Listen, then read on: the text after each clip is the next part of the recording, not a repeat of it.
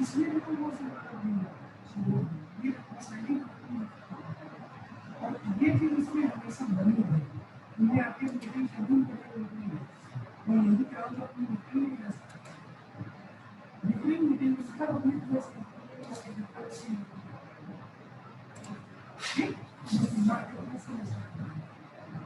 जैसे चालू हो फिर स्टार्ट नहीं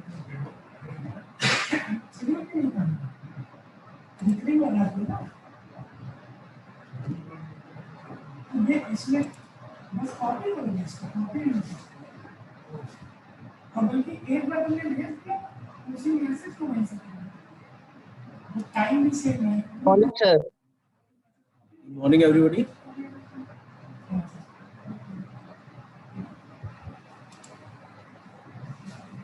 और रिकॉर्डिंग में इसमें गुड मॉर्निंग सर। टाइम लेके बस आप क्लियर की कितने बीच में वहीं पर 20 मिनट वाले उनको एरर बता दें। बेटा जैसे आप लोग अटेंडेंस लगाते थे, आप लोग अटेंडेंस लगाना शुरू कर दीजिए। और मेरी आवाज आ रही है?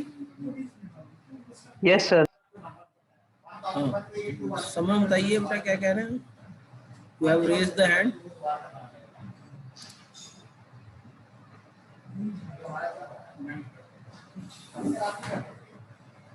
नहीं हम लोग कॉल आते हैं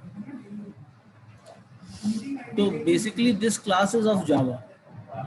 तो नाम आपका ऑब्जेक्ट ओरिएंटेड प्रोग्रामिंग है, इसको KC 202 के नाम से हम जान रहे हैं। But this is in this basically we learn about Java. तो जावा के बारे में आप लोगों ने कुछ पढ़ा भी होगा पहले। अभी जैसे सी आप पढ़ के आए हुए हैं, तो जावा और सी में अंतर क्या है?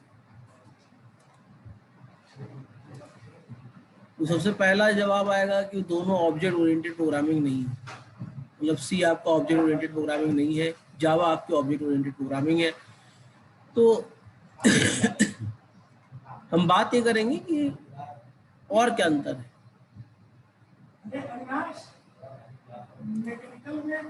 अपार्ट फ्रॉम दिस, क्योंकि अभी ऑब्जेक्ट ओरिएंटेड प्रोग्रामिंग होती क्या है इसके बारे में हम डिस्कस करेंगे, लेकिन होता क्या है। आकाश कोई गाना वाना सुन रहे बेटा क्या? नहीं सर। ये वो रिदम में मूव कर रहे थे, हमें लगा कि कोई गाना वाना चल रहा है। नहीं सर नहीं। कि ऑनलाइन में आजकल पता नहीं चलता है कि आप कौन सी लाइन में लगे हुए हैं। तो मेरा कहने का मतलब ये है कि हम लोग इस बार ऑब्जेक्ट ओरिएंटेड प्रोग्रामिंग के बारे में पढ़ेंगे। और जावा पहले आपके बीच में सिलेबस में नहीं था, दोबारा आ गया है। इसके रीजंस भी कई हैं, क्योंकि आजकल जितने भी एंड्रॉयड एप्लीकेशंस हैं आप देख रहे होंगे इसकी डिमांड ज़्यादा बढ़ रही है कि we are in the transition phase.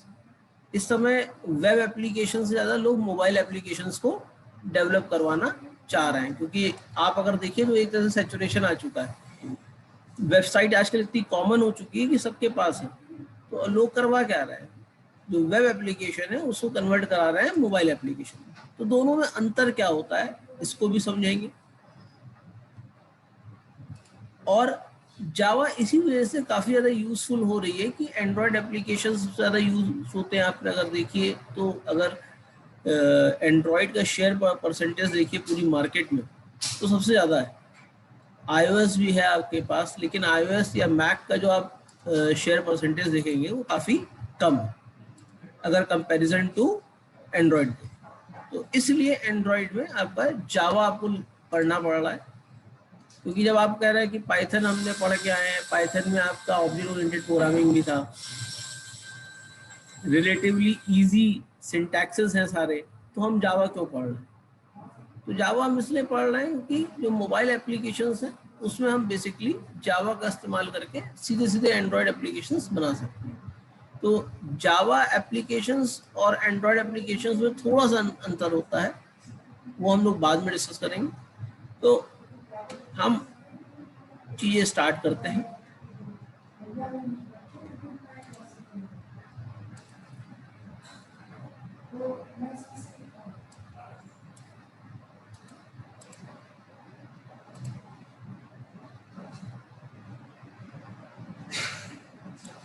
तो it's code is KCA 202 object oriented programming.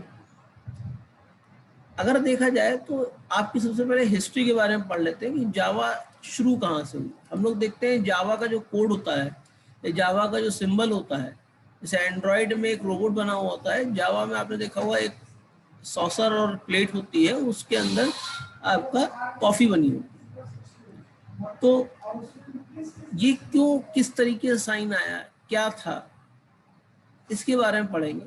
Basically Java के पहले हम ओक प्रोग्रामिंग के नाम से जानते थे और जावा जो डिजाइन किया गया था वो आपके इलेक्ट्रॉनिक डिवाइसेस के साथ कोलैबोरेट करने के लिए बनाया गया था, इसके साथ आप आसानी से कर सकते हैं। सबसे पहले तो Java is a general purpose object oriented programming language which was initially developed by Sun Microsystem. अब ओरेकल ने उसको ले लिया है। पहले आपका जो जावा था वो सन माइक्रोसिस्टम जो यूएसए कंपनी है, 1991 में उसने बनाया। This has been developed by James Gosling और इसको ओक प्रोग्रामिंग के नाम से जानते हैं, क्योंकि जब ये डेवलप किया गया था तो लोग सोच रहे थे कि हम क्या नाम दें इसका, किस तरीके से हम इसको कॉल करें। तो उसमें क्या था कि एक कॉफी कप था, उसमें स्मोक आ रहा था, उसको देख के उनको लगा कि यही सिंबल हम यूज कर लेते हैं। तो बेसिकली ओक प्रोग्रामिंग ही आपके सबसे पुराना वर्जन है जावा। क्लियर है बेटा? Yes sir. अब जैसे आजकल हम बात करते हैं, आपके आगे चल के एक इलेक्टिव भी आएगा IoT के नाम से, जिसको आपने इंटरनेट ऑफ थिंग्स के नाम से आप जानते हो। आपने अभी इमर्जिंग टेक्नोलॉजीज में पढ़ा भी होगा, ठीक है ना बेटा? तो IoT में बेसिकली होता क्या है कि इट्स इंटरनेट ऑफ थिंग, और वहां पे आपके जितनी भी चीजें हैं जो नॉन कंप्यूटर इलेक्ट्रॉनिक डिवाइसेस हैं, लाइक टीवी है, AC है, आपके टोस्टर्स हैं, जितनी भी इलेक्ट्रॉनिक मशीन्स हैं, इनको आपस में कनेक्ट किया जा सकता है, ये आपस में कम्युनिकेट किया जा सकता है। नॉर्मली आजकल देखिए, आजकल हम लोग IT नहीं कहते हैं, IT has converted into ICT, क्योंकि जब से हम इंटरनेट का यूज करने लगे हैं तो IT has now been transform in ICT। ICT का फुल फॉर्म क्या है? इंटरनेट इंफॉर्मेशन टेक्नोलॉजी IT का फॉर्म होता है। यहाँ पे है इंफॉर्मेशन कम्युनिकेशन टेक्नोलॉजी। अगर आपके पास इंफॉर्मेशन है और उसको आप कम्युनिकेट नहीं कर रहे हैं तो वो इंफॉर्मेशन किसी भी काम की नहीं। तो यहाँ पे इंफॉर्मेशन जो शेयरिंग होनी है वो अलग अलग इलेक्ट्रॉनिक डिवाइसेस के बीच में शेयरिंग होनी है, लाइक टीवी, VCR, टोस्टर, इस तरह की जितने भी इलेक्ट्रॉनिक मशीन्स होंगी। This goal had a strong impact on the development team to make the language simple, क्योंकि यहाँ पर आप देख रहे हो प्लेटफॉर्म का टाइप चेंज हो रहा है। एक की फंक्शनैलिटी किसी चीज की है, दूसरे की फंक्शनैलिटी पहले की फंक्शनैलिटी से बिल्कुल अलग है। तो लैंग्वेज एक तो सिंपल होनी चाहिए जिससे कि इजीली अंडरस्टैंडेबल हो जाए, आसानी से लोग उसको रिकग्नाइज कर पाए, और जब उसको आसानी से रिकग्नाइज कर पाएंगे तो उसमें ज़्यादातर प्रोग्राम डेवलपमेंट हो जाएगा। कोई भी लैंग्वेज पॉपुलर क्यों होती है? कोई भी लैंग्वेज पॉपुलर तब होती है जब वो सिंपल होती है। अगर वो सिंटैक्टिकली बहुत डिफिकल्ट हो जाए तो आप नहीं उसको यूज करेंगे। जैसे कोबोल एक आपकी पुरानी लैंग्वेज थी जिसे कॉमन बिजनेस ओरिएंटेड लैंग्वेज कहते हैं, लेकिन कोबोल आपकी जो लैंग्वेज हुआ करती थी ये काफी स्ट्रिक्ट लैंग्वेज होती थी, और ये तमाम चीजों को फॉलो करते हैं। जैसे कि कुछ गाइडलाइंस थी कि 7th कॉलम से पहले आप नहीं लिख सकते, 31st कॉलम के बाद नहीं लिख सकते। तो इतना इसमें आपका कंट्रोल होना चाहिए था, और ID आपकी नॉर्मली एडिटेड यूज होता था। तो डेवलपमेंट आपका तभी होता है जब आप की लैंग्वेज सिंपल होती है, रोबस्ट होती है और रिलायबल होती है। ये नहीं है कि जैसे हम मशीन चेंज कर रहे हैं तो हमें कोड को चेंज करना पड़े। हाँ विनीत बताइए। रोबस्ट का क्या मतलब होता है सर? सुना कई बार है सर, लेकिन पता नहीं क्या होता है। हाँ, पावरफुल। रोबस्ट का मतलब होता है, आपने आजकल देखा होगा क्रिकेट मैच में T20 का बहुत प्रचलन चल रहा है ना? आप लोग टेस्ट मैच नहीं देखना चाहते हो, T20 हाँ देखना सर, चाहते हाँ सर। हो। तो T20 में कौन सी टीम ज्यादा सक्सेसफुल होती है? जिसमें अच्छे बॉलर्स होते हैं, जिसमें अच्छे बैट्समैन होते हैं, जिसमें अच्छे ऑलराउंडर होते हैं। लेकिन उनको फिर बाकी ग्रुप में भी ऐड होना पड़ेगा, तब जाके वो हैं विनीत हाँ बताइए, हाँ सर, सही कह रहे हैं कौन सी टीम सक्सेस ज्यादा होती है रेट? सर। तीनों ही सर जिसमें अच्छे बैट्समैन होते हैं, जो सर अच्छी तरीके से हिट कर सकते हैं, जो बॉलर जो विकेट निकाल सकते हैं, ऑलराउंडर सर जो फील्डिंग भी अच्छी कर सकते हैं। तीनों सर डिपार्टमेंट अच्छा काम कर रहे हो, वही टीम सर सक्सेस होती इस है। अगर हम आपकी राय से थोड़ा सा हम इत्तेफाक नहीं रखते, असल में जो 5 दिन का खेल होता है उसमें बॉलर भी अच्छे चाहिए और बैट्समैन भी अच्छे चाहिए। और जो T20 होता ठीक है है सर। इसमें बॉल और बैट का संपर्क होने वाले बैट्समैन चाहिए, मींस ऑलराउंडर चाहिए, जो वक्त पड़ने पे 1-2 ओवर भी निकाल लें, अच्छी हिटिंग भी कर लें और फील्डिंग भी कर लें। तो जो रोबस की बात होती है, रोबस की मतलब है ये लैंग्वेज किसी पर्टिकुलर स्ट्रीम स्पेसिफिक नहीं है।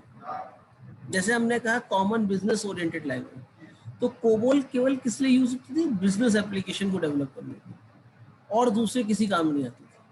अगर आप उसमें साइंटिफिक एप्लीकेशन डेवलप करने की कोशिश करिए तो वो इंटरेक्ट ही नहीं कर पाएगी हार्डवेयर से।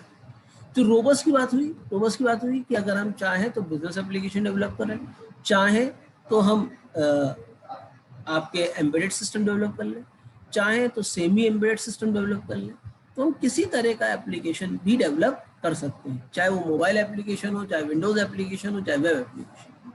तो the language that can support any type of development can be say as a robust language. Clear है बेटा रोबस्ट की बात? Yes sir, yes sir. जैसे पाइथन है, पाइथन भी आपकी रोबस्ट कहलाती है कि इसका कोई अलग वर्जन नहीं है कि आप फ्लास्क यूज करेंगे तो आप जो है अपना वेब एप्लीकेशन डेवलप कर सकते हैं, आप इसका यूज करके मोबाइल एप्लीकेशन डेवलप कर सकते हैं। तो कहने का मतलब रोबस्ट का मतलब ये हो गया कि एक ऐसी लैंग्वेज जो वर्सेटाइल, और आजकल ऐसा ही व्यक्ति आदमी कंपनीज भी ऐसे ही आदमी चाहती है। मैं अगर आपसे कहा जाए एक्स काम कर दीजिए, आप कहिए नहीं मैं एक्स नहीं कर सकता, मैं केवल वाई कर सकता हूँ, तो कंपनीज के पास तो लिमिटेशन हो गई ना कि आप केवल एक्स ही कर सकते हैं, वाई नहीं कर सकते। तो वो किसको प्रेफर करेंगे? जो एक्स वाई दोनों कर ले, उसको प्रेफर करेंगे कि नहीं करेंगे? बिल्कुल करेंगे सर। तो इसलिए हमको भी आजकल रोबस्ट होना चाहिए, हमको भी स्पेसिफिक नहीं होना चाहिए कि हम यही काम करेंगे, हम इसके अलावा कोई काम नहीं कर सकते। इसलिए तमाम चीज़ें सीखनी चाहिए भाई ड्यूरिंग योर स्टूडेंट लाइफ। जैसे अभी भी हम लोग सीख रहे हैं, जैसे IoT है, IoT मैंने सीखा तो इस समय IoT का यूज हो रहा है ज़्यादा, इसलिए IoT सीख लिया। तो हमेशा अपने आप को बिजी रखिए किसी ना किसी में, आप तभी रोबस्ट हो पाएंगे। क्लियर है बेटा रोबस्ट की definition? Yes sir, yes sir. Now Java is not कह सकते हो not circulated by Sun Microsystem, that is circulated with by the Oracle. Oracle has take over the Sun Microsystem. आजकल आप जब भी जावा इंस्टॉल कर रहे हो तो Oracle लिख के आता है कि नहीं आता है?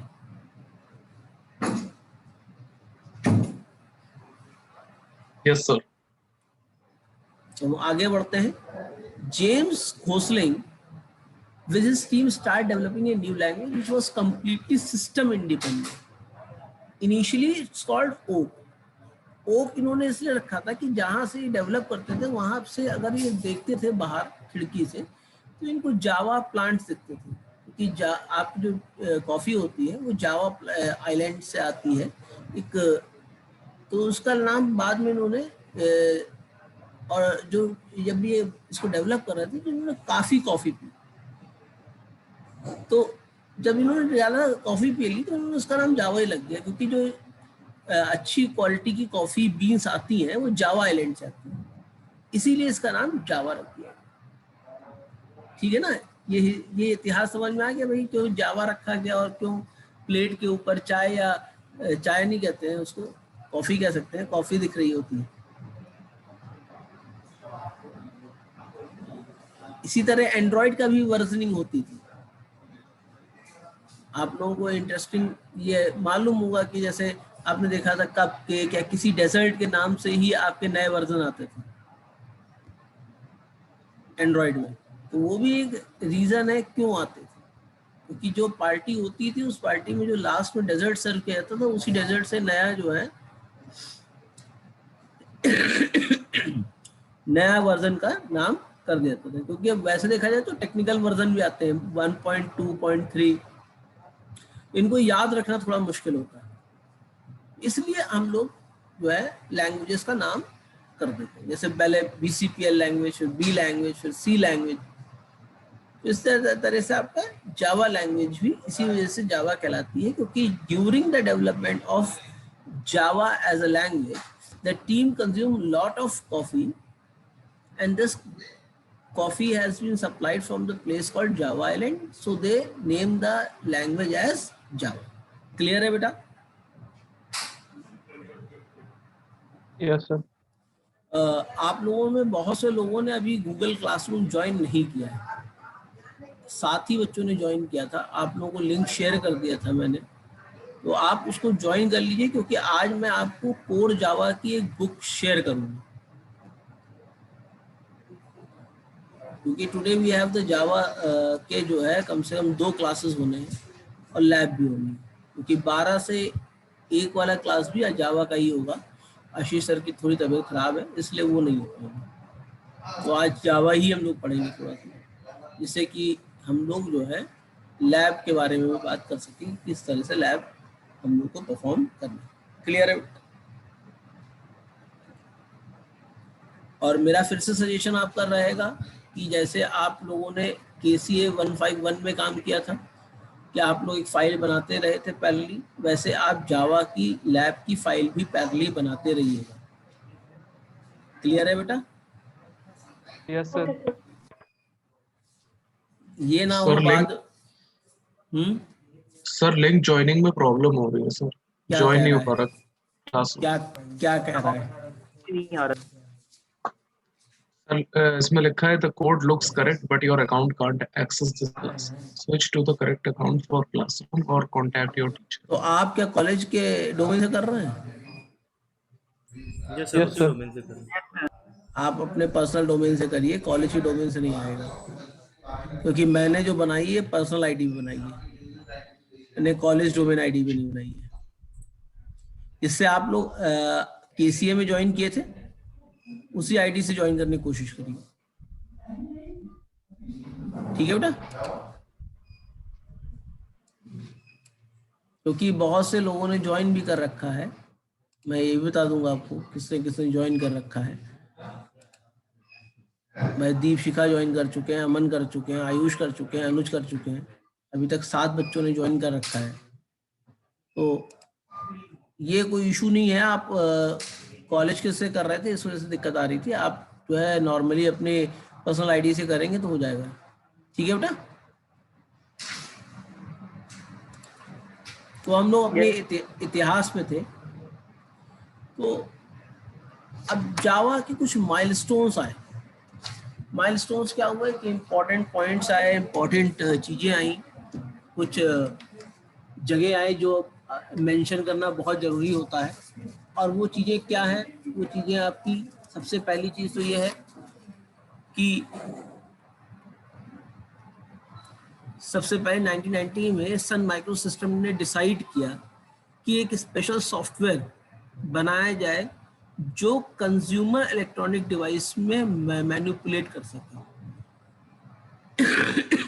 पहले चिप बनती थी, चिप डेवलप करना काफ़ी प्रॉब्लमेटिक होता था, इसलिए उन्होंने क्या किया, उन्होंने एक जनरल पर्पस लैंग्वेज को ही बनाने की कोशिश की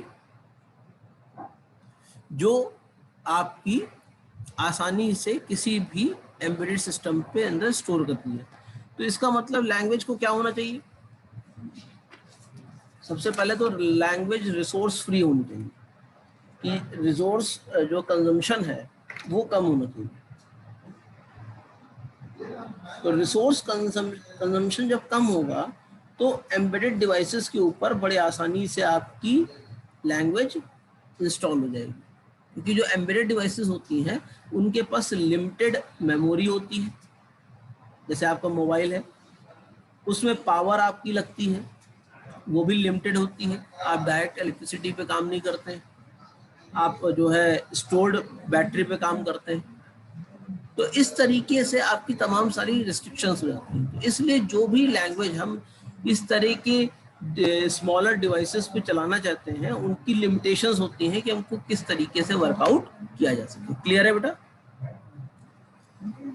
इन 1991 जब ये इनिशियल वर्जन इसका रिलीज हुआ था, तो it is known as okay.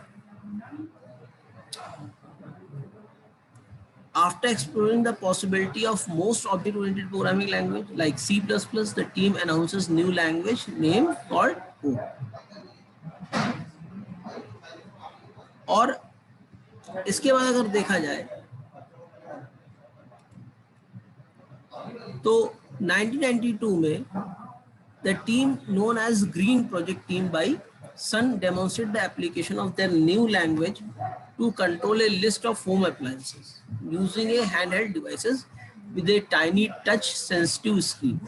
जो handheld scanners आपके होते हैं, या जो सबसे पहला इम्प्लीमेंटेशन आप कह सकते हो जावा का 1992 में हुआ था, जो आपकी टीम का नाम था वो ग्रीन प्रोजेक्ट टीम थी, जिसने तमाम होम अप्लायंसेस को इस लैंग्वेज के थ्रू कंट्रोल करके लोगों को दिखाया था कि आसानी से हम वर्कआउट कर सकते हैं अगर हमको इसका यूज करना पड़े। क्लियर है बेटा? क्योंकि जब तक आप डेमोन्स्ट्रेट नहीं करेंगे तब तक लोगों को मालूम नहीं पड़ेगा, तब तक जो है लोग उसको यूज नहीं करेंगे। भाई हम लोग भी कोई चीज तभी यूज करते हैं जब हमको आसान लगती है वो चीज। अगर हमको चीज डिफिकल्ट लगे तो हम वो चीज कभी भी इस्तेमाल नहीं करेंगे। आप जैसे पाइथन है या कोई भी और लैंग्वेज है, उसका डेवलपमेंट ग्राफ अगर देखेंगे तो जब आसान है तभी हम उसको इस्तेमाल कर रहे हैं, अगर आसान नहीं होती तो हम उसको इस्तेमाल नहीं करते। तो अगर देखा जाए तो इसके बाद आपका 1993 में आपका www का वर्किंग शुरू हुई। ऐसा नहीं था कि पहले इंटरनेट नहीं था, पर पहले इंटरनेट जो था वो आपका नॉर्मली जो है HTML पेजेस को ट्रांसफर करता था, टेक्सचुअल इंफॉर्मेशन को ही ट्रांसफर कर सकता था, मल्टीमीडिया ट्रांसफर नहीं होता था।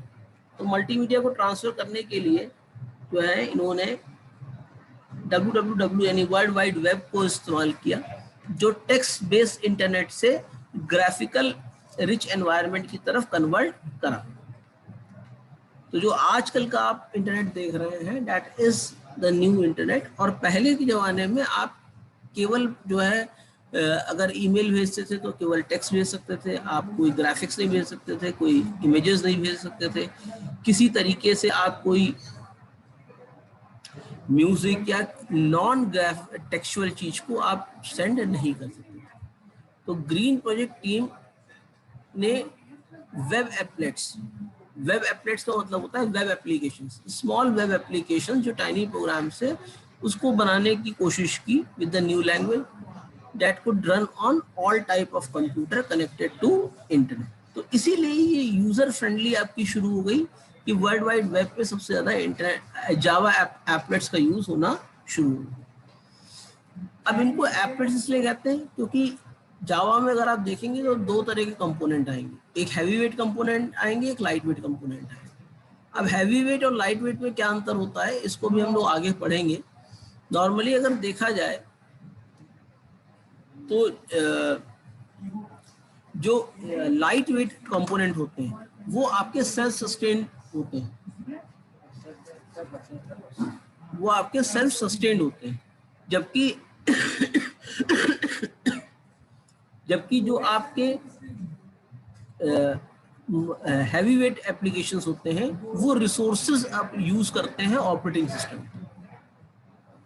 ठीक उसी तरीके से जैसे अगर आत्मनिर्भर अगर आप होंगे तो आपको किसी और पे अपनी निर्भरता दिखानी पड़ेगी, है भाई? आप सारे काम स्वयं कर सकते हैं कि नहीं कर सकते? Yes, sir. लेकिन अगर आप डिपेंडेंसी अपनी किसी और के ऊपर रख के आए हुए हैं तो आप उस काम को उतनी फ्रीक्वेंटली, उतनी आसानी तरीके से नहीं कर पाएंगे। यही तो डिफरेंस आएगा। तो यही डिफरेंस आपका एप्लेट्स में आता है। एप्लेट्स केवल आपके रिसोर्स को यूज करते हैं, आपके ऑपरेटिंग सिस्टम के रिसोर्स को यूज नहीं करते, अपने इनबिल्ट रिसोर्सेज को यूज करते हैं। अभी आगे इस चीज को भी क्लियर करेंगे। तो 1993 में Java is also use for world wide web. अगर हम देखें तो 1994 में जो आपकी ग्रीन प्रोजेक्ट टीम थी उसने एक वेब ब्राउजर डेवलप किया जिसको कहा जाता था Hot Java, that is used to locate and run applet programs on internet. Hot Java demonstrates the power of the new language, thus making it instantly popular among the internet user. जब भी कोई हमको नए features मिलते हैं तो हम नए फीचर्स की तरफ देखते हैं कि वो फीचर्स हमारे लिए कितने ज़्यादा यूजफुल हैं। तो जब हमारे वेब ब्राउज़र पे आसानी से वेब एप्लेट एग्जीक्यूट होना शुरू हो गए तो एक तरीके से बहुत तेजी से ट्रांसफॉर्मेशन आया, और वो ट्रांसफॉर्मेशन क्या था कि हम मूव करने लगे कि हम हॉट जावा नाम के ब्राउजर को यूज करना शुरू करें।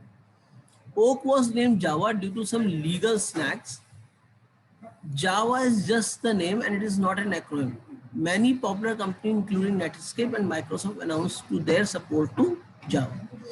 जो ओक था ये कुछ इसको इसका नाम क्यों बदलना पड़ा, क्योंकि पुराने जमाने में आपका जब यूनिक्स चलता था तो यूनिक्स की एक प्रोग्रामिंग होती थी जिसको कहते था ओक प्रोग्रामिंग। तो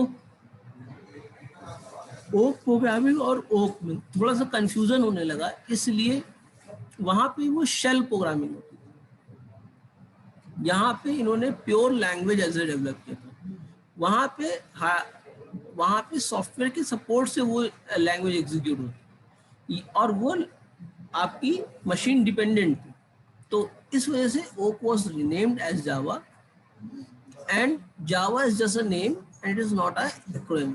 जावा एक नाम है। जावा नाम क्या है? जावा आइलैंड के ऊपर से जहाँ से कॉफी बीन्स आती हैं अच्छी क्वालिटी की, उसी पे आपको ना दिया गया। और तमाम सारे जो वेब ब्राउजर्स थे उस समय के पॉपुलर, उन्होंने अपनी एडेप्टेबिलिटी दिखाई जावा की तरफ और वो जावा को सपोर्ट करने लगे। Java established itself not only a leader for internet programming but also a general object oriented programming. Java को 1996 में केवल इंटरनेट प्रोग्रामिंग के लिए नहीं, जनरल पर्पस प्रोग्रामिंग के लिए भी यूज किया जाने लगा, क्योंकि ये काफी सिक्योर मानी जाती है। अब सिक्योरिटी का रीजन क्या है? नॉर्मली जब कोई लैंग्वेज, पहले से आप सी लैंग्वेज पढ़ते हो, सी लैंग्वेज आपने एक कॉन्सेप्ट पढ़ा है पॉइंटर का, पढ़ा है आपने? Yes sir. पॉइंटर के कॉन्सेप्ट से हमारी सारी सिक्योरिटी जो है वो ब्रीच हो जाती है। वो कैसे ब्रीच हो जाता है? अगर आप नॉर्मली देखिए तो अगर आपने कोई भी उसमें सिक्योरिटी लगा रखी है और आपको उसका एड्रेस मालूम है तो आप उस कंपोनेंट को एक्सेस कर सकते हैं कि नहीं कर सकते? तो चाहे आपने उसको हाइड कर रखा हो, चाहे आपने उसको किसी भी एब्स्ट्रक्शन लेवल में डाल रखा हो, अगर मुझे एड्रेस मालूम है तो मैं उसको एक्सेस कर लूंगा। तो इस तरह की सिक्योरिटी ब्रीचेस को जावा से हटाया गया। तो जावा में पॉइंटर्स का कॉन्सेप्ट नहीं आता है। तो अगर फीचर्स देखिए जावा के क्या क्या है, सबसे पहली चीज तो है सिंपल। भाई इन कंपैरिजन टू C++, जावा बहुत से जावा के सिंटैक्सेस C++ के सिंटैक्सेस को रिजेंबल करते हैं, जैसे लूप्स, एरे फॉर्मेशन और डिसीजन मेकिंग कंस्ट्रक्ट है। तो इसलिए सिंपल है कि आप पहले से इस तरह के प्रोग्रामिंग लैंग्वेज को पढ़ चुके हैं, कर चुके हैं। दूसरा, it's a complete object oriented programming, यानी जैसे अब कंप्लीट ऊप्स और नॉन कंप्लीट ऊप्स में क्या होता है? अब जैसे C++ है, ये आपकी ऑब्जेक्ट ओरिएंटेड प्रोग्रामिंग है, बट कंप्लीट कोर्स नहीं है। आप बगैर ऑब्जेक्ट ओरिएंटेड प्रोग्रामिंग के कॉन्सेप्ट के भी C++ में प्रोग्राम बना सकते हैं।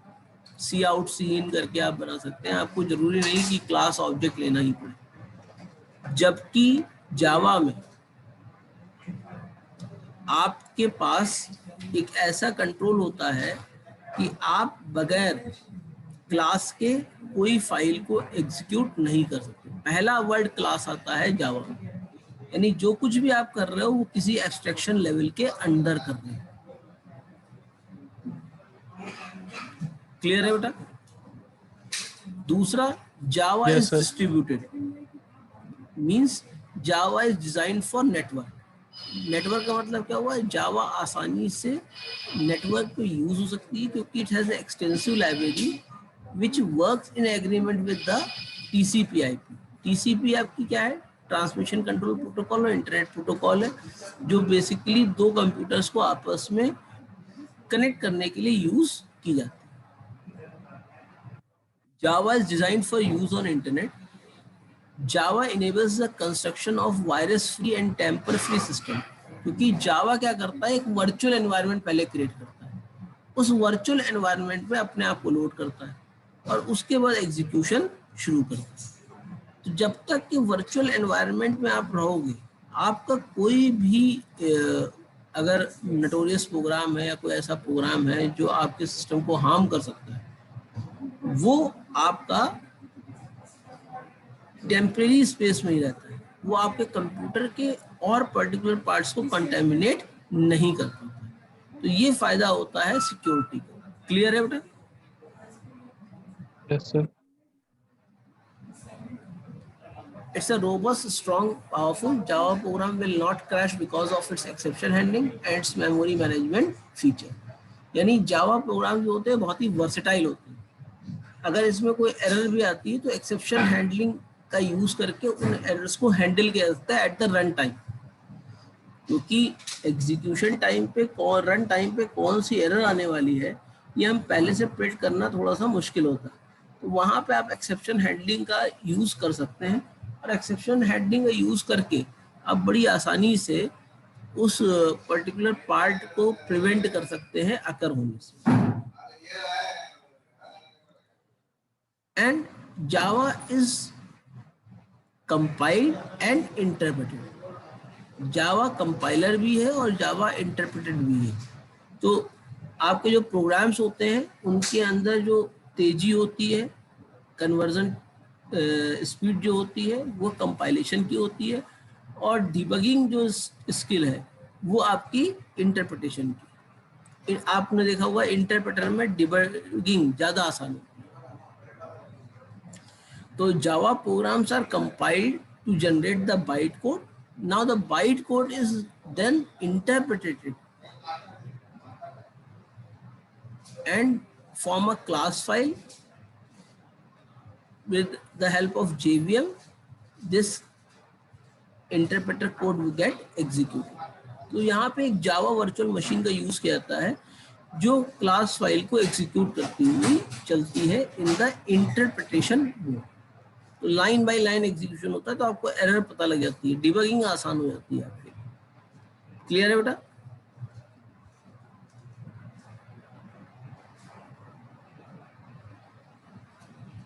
दूसरी बात आ रही है पोर्टेबिलिटी की। पोर्टेबिलिटी का मतलब क्या? कि आसानी से हम इसके प्रोग्राम्स को डिस्ट्रीब्यूट कर सकें, एक डिवाइस से दूसरे डिवाइस पे आसानी से आपकी फाइल एग्जीक्यूट हो जाए, तो इसको कहते हैं पोर्टेबल। तो Java does not have implementation dependency aspects in its yields or give same result on any machine. तो जब JVM का यूज होता है, यानी जावा वर्चुअल मशीन का यूज होता है, तो जावा जहाँ भी जाती है वहाँ अपना एक आर्टिफिशियल एनवायरनमेंट, एक वर्चुअल एनवायरनमेंट बना लेती है, और जितने भी कोड होंगे वो सब उसी वर्चुअल एनवायरनमेंट के अंदर एग्जीक्यूट होते हैं। इसलिए उसको एक्चुअल एनवायरनमेंट से कोई बहुत ज़्यादा मतलब नहीं होता है। तो इस वजह से वो अलग अलग डिवाइसेस पे अलग अलग तरह के एनवायरनमेंट में ठीक उसी तरह का रिजल्ट देती है जिस तरह से वो एक सिंगल एनवायरनमेंट में प्रोड्यूस कर रही है। क्लियर है बेटा? Yes sir. देखिए इस मीटिंग को दोबारा रिकनेक्ट कर लीजिएगा जब ये मीटिंग खत्म हो जाए, ठीक है? Architecture neural network, Java bytecode is not machine dependent. It can run on any machine with any processor with any OS.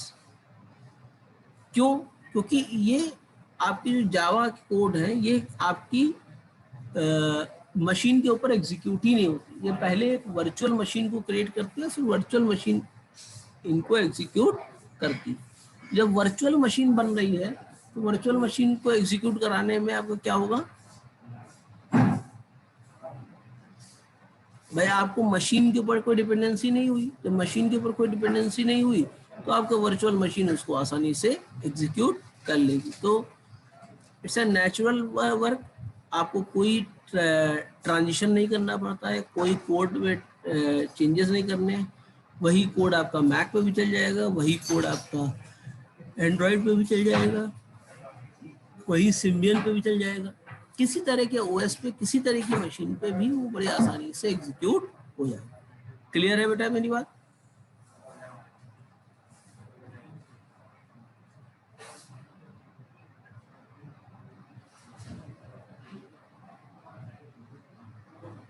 अब दूसरी चीज आती है हाई परफॉर्मेंस। हाई परफॉर्मेंस का मतलब क्या है? हमारी परफॉर्मेंस कैसे मेजर होती है, कोई बता सकता है?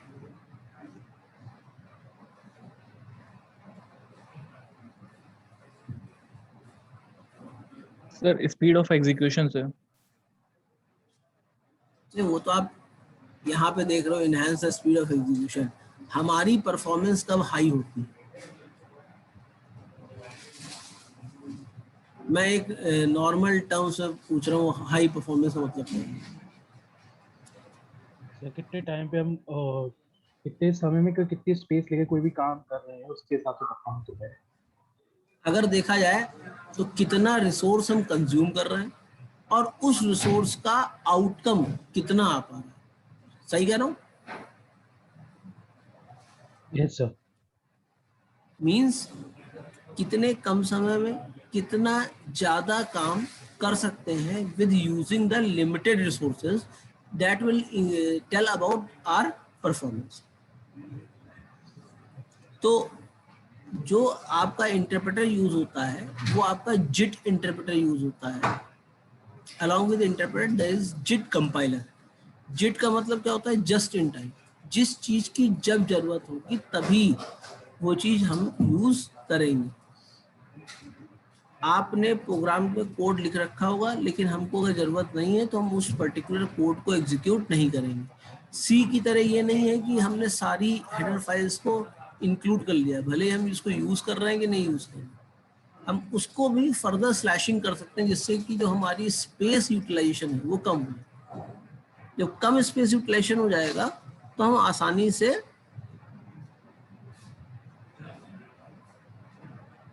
उसको स्टोर कर लेंगे।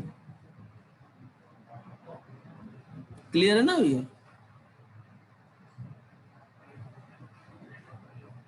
दूसरी बात आती है मल्टी थ्रेडेड की। मल्टी थ्रेड क्या होते हैं? Thread are the small programs जो साइमल्टेनियसली एग्जीक्यूट होते हैं with the help of main programme.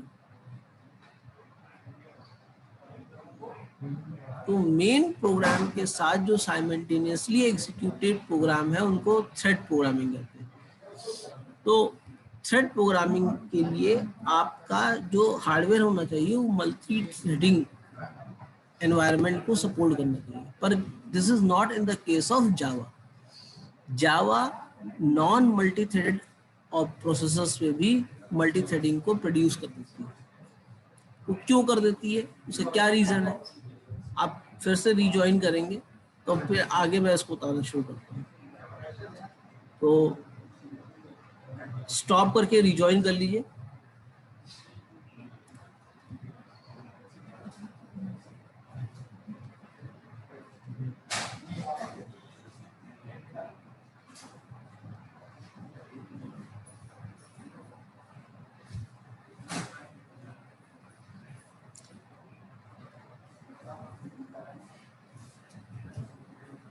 Rejoin करना है बेटा, एक सेकंड रुक जाओ।